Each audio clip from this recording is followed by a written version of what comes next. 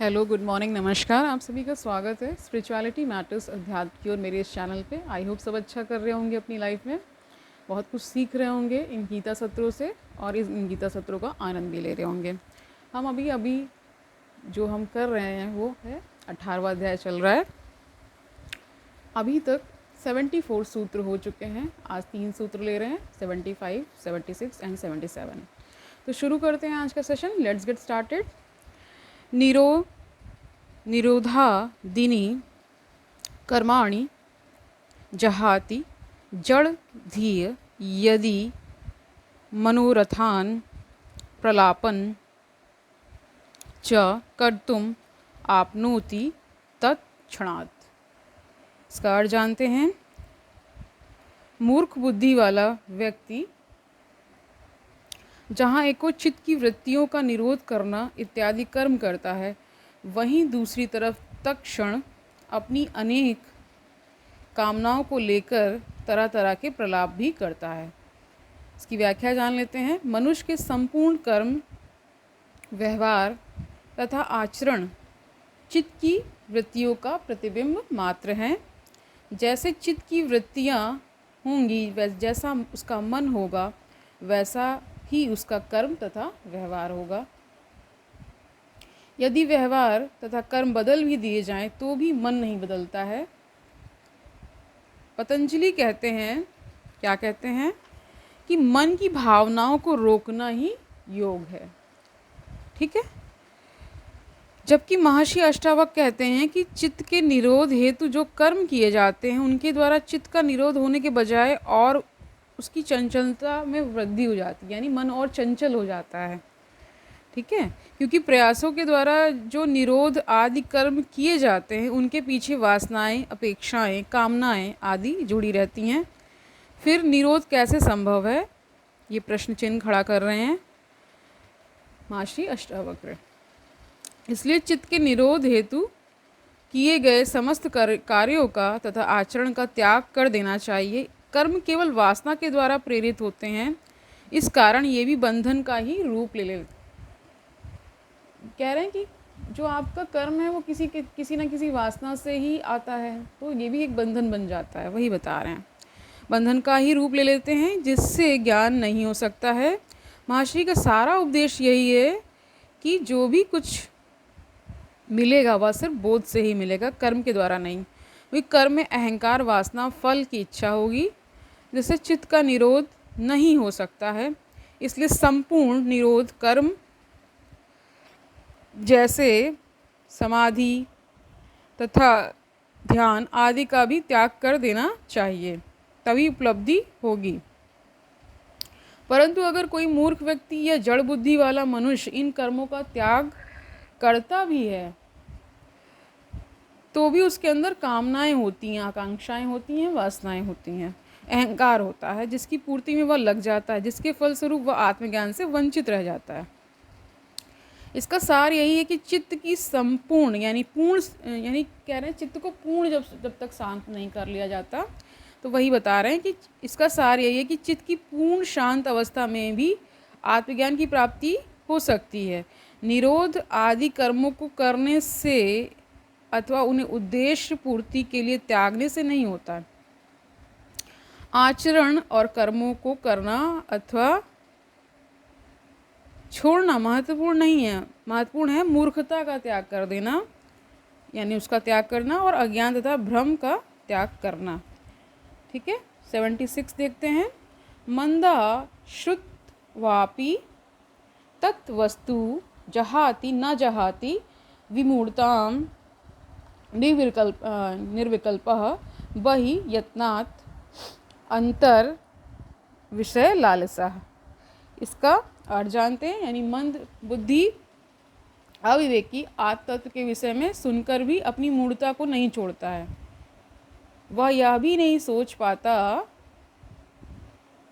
कि सत्य क्या है और झूठ क्या है, इसलिए वह बाहर से समस्त संकल्प विकल्पों से ऊपर उठने का व्यवहार करता हुआ भीतर से विषयों की लालसा रखने वाला होता है। यानी ऊपर ऊपर तो लग रहा है कि मतलब इन सब से उठ गए, लेकिन अंदर लालसाएं भरी हुई हैं, यही बता रहे हैं। ठीक है। व्याख्या जान लेते हैं। व्यक्ति में विभिन्न प्रकार की अज्ञानताएं होती हैं। अहंकार, ठीक है, अहंकार, वासना, कामना, फला, आकांक्षा आदि सभी अज्ञानताएं ही तो है, यही बता रहे हैं। इनकी उपस्थिति में जो भी कर्म, आचरण तथा व्यवहार आदि होंगे, सारे क्या होंगे? अज्ञानपूर्ण होंगे। जनक निर्मल हृदय वाले होने के कारण ही महर्षि अष्टावक्र का आत्मज्ञान का उपदेश सुनकर ही आत्मज्ञान को प्राप्त हो गए। ठीक है, परंतु जो मंद बुद्धि वाले प्राणी हैं, वे ऐसा आत्मज्ञान का उपदेश सुनकर भी अपने अंदर के अभिमान, स्वार्थ, लालच, मोह, वासनाओं आदि का त्याग नहीं करता है, जिसके कारण वह आत्मज्ञान से वंचित रह जाता है। यानी इस प्रकार की चीज़ों का अगर त्याग नहीं होगा तो फिर आत्मज्ञान प्राप्ति नहीं हो सकती, ये बता रहे हैं। ठीक है,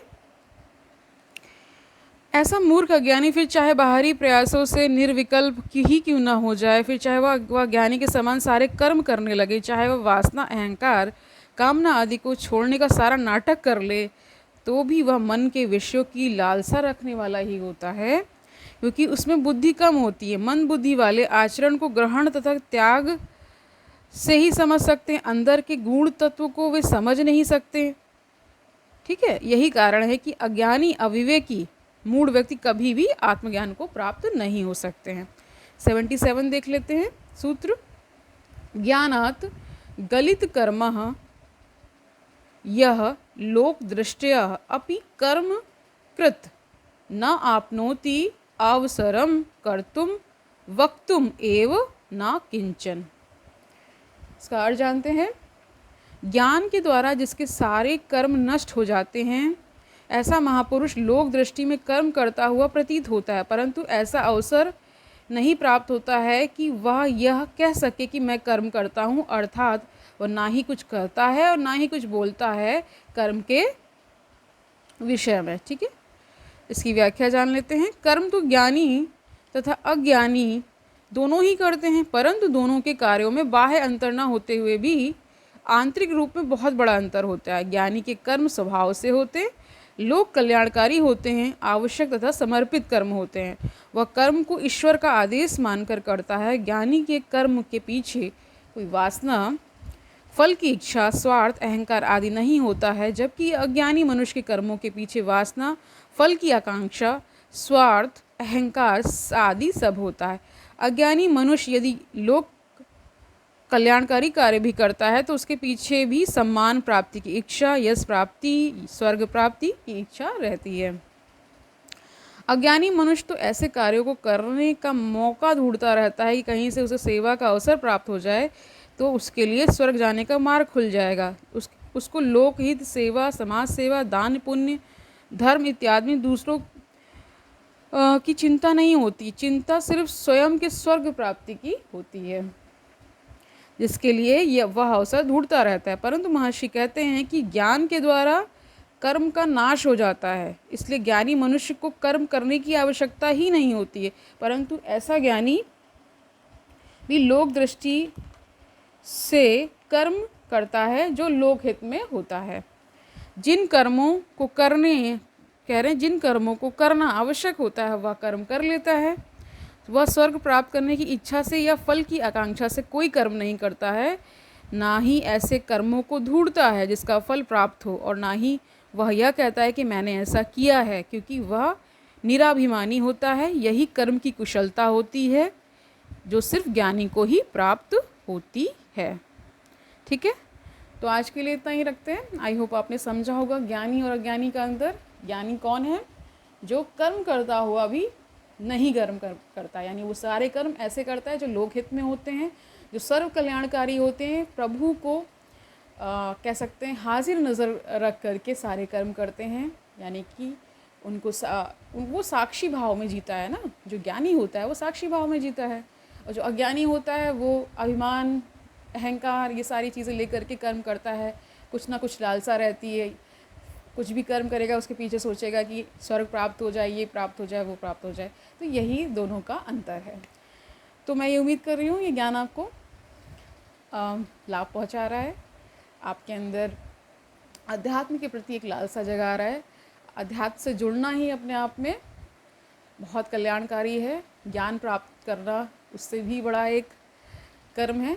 तो इसी तरह करते रहिए अच्छे कर्म, सन्मार्ग पर चलते रहिए, गीता ज्ञान से, अष्टावक्र गीता ज्ञान से जुड़ते रहिए और अपना जीवन सफल बनाते रहिए। तो कल मिलते हैं, तब तक के लिए खुश रहिए, आनंद से रहिए, आसपास का वातावरण अच्छा रखिए, खुद में एक पॉजिटिविटी अनुभव करेंगे तो वही पॉजिटिविटी आप सारी जगह फैलाएंगे।